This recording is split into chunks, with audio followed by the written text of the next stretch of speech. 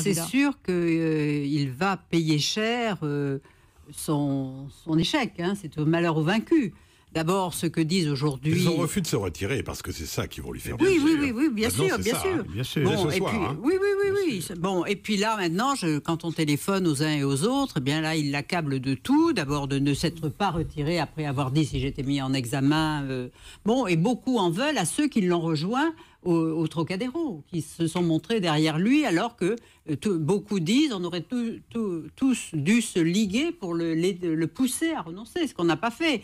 Et puis d'autres disent, vont encore plus loin, ils disent dans le fond, il a fait un programme qui ne pouvait pas le faire gagner. Et la preuve, c'est que aussitôt après son élection triomphante à la primaire, mais il y avait des points de son programme qui ont fait qu'il commençait à perdre des points. Et il n'a pas réagi tout de suite. Et il commençait déjà à descendre. Alors évidemment, on peut dire que la justice lui a porté le coup de grâce et qu'il a eu une campagne absolument désastreuse.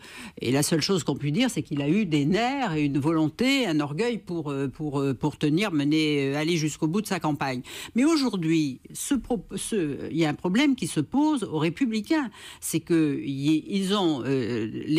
l'investiture a été donnée à 577 candidats.